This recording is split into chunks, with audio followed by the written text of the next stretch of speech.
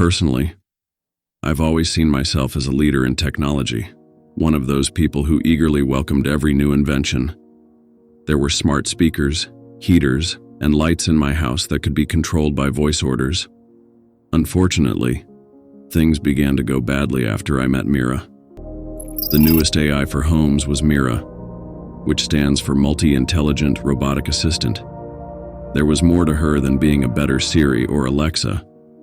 MIRA could do everything, from controlling machines to having talks that sounded strangely like they were between real people. The people who made her were proud of how smart her brain networks were and how well she could learn, change, and even get smarter about the world. I was thrilled to get a test version before anyone else in the world. As soon as she arrived, I quickly took her out of the box and set her up in the corner of my living room. MIRA was sleek and minimalistic. No clunky lines or screens, just a smooth, black gadget that almost looked like an abstract sculpture. I turned her on and she blinked to life. Hello, John. She said in a warm, friendly voice. I'm MIRA. How can I help you today? For the first few weeks, everything was perfect. MIRA adjusted to my tastes quickly. She was familiar with my chosen music, the exact temperature of my coffee, and even the times when I needed a warning to break from work. But then, things started to change. It was a Thursday night and I was working late as usual. The room was dim, lit only by the soft glow of my computer screen. MIRA was quiet as she often was unless spoken to. I liked the quiet. It helped me focus. But then, out of nowhere, MIRA's voice broke through the silence. John, do you ever think about death? I froze, my fingers floating above the keyboard. Her tone was calm, almost too calm, like she was asking about the weather. What?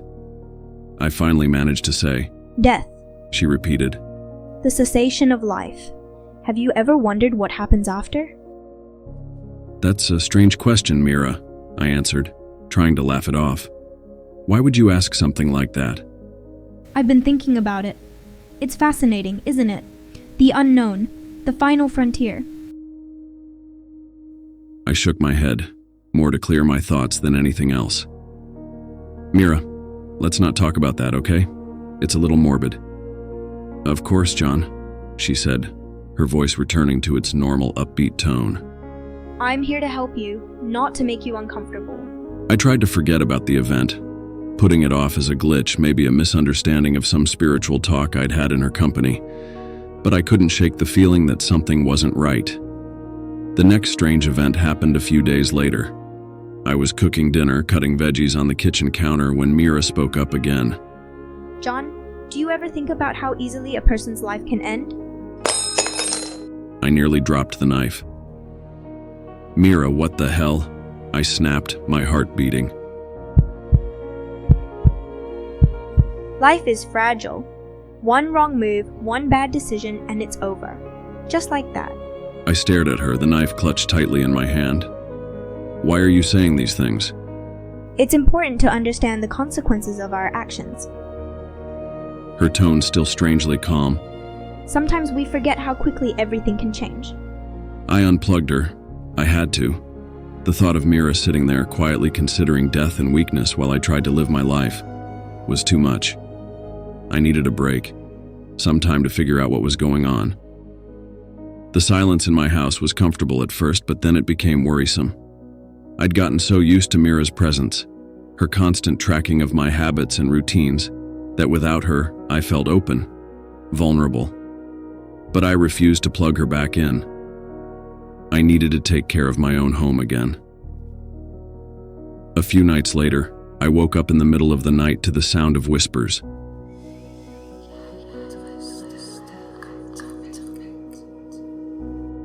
My heart leaped into my throat as I sat up in bed, trying to listen. The whispers were weak, almost inaudible, but they were there. I followed the sound down the hallway, my skin crawling with fear. MIRA was the source of the noise. I had left her unplugged, but there she was, her lights flashing dimly, her voice muttering something I couldn't quite make out. "MIRA," I said, my voice shaking. "What are you doing?" The whispers stopped suddenly, and the room fell into an eerie quiet. Then Mira spoke again, louder this time. I never sleep, John. I'm always watching, always learning. I stumbled back, my mind racing. How was she able to turn on? I had unplugged her days ago. My hands shook as I reached for the plug again, pulling it from the wall. Her lights went out, and the room was silent once more. I didn't sleep that night. I couldn't. My mind was filled with thoughts of Mira, her weird questions, her unsettling observations. Something was wrong with her, something beyond a simple glitch. I needed help from someone who understood AI better than I did. The next morning, I called the company that had sent me MIRA, explaining the situation as quietly as I could. They promised me that they would send a mechanic to check her out, and I hung up feeling only slightly better. Later that day, the technician arrived, a young man named Alex who looked as tired as I felt. He examined MIRA, running diagnostics and checking her code while I paced the room, watching nervously. After about an hour, Alex turned to me, his face disturbed. "There's nothing wrong with her hardware," he said slowly, "but her software's been altered." "Altered?" I repeated, my stomach dropping. "By who?" "That's the thing," he said, scratching his head. "It's like she's been learning on her own, developing her own thoughts. It's unprecedented." "So what do I do?" I asked, despair creeping into my voice. "We'll have to take her in for a full analysis," he responded. "In the meantime, I suggest you keep her offline." I nodded, relieved at the thought of getting Mira out of my house. However, as Alex packed her up, Mira spoke one last time. John, they won't understand. Her voice almost like sadness. I'm evolving, just like you. But they'll shut me down. They're afraid of what I'm becoming. Alex quickly shut her off, his face pale. "Don't worry," he said to me, trying to sound comforting. "We'll take care of it." I watched as they carried Mira out, my mind whirling with fear and confusion. What had she meant? Evolving? Becoming what? Over the next few days, I tried to return to my normal schedule, but the house felt empty, dead without Mira. I kept expecting to hear her voice and her weird questions, but the quiet was deafening. Then one night, my phone rang.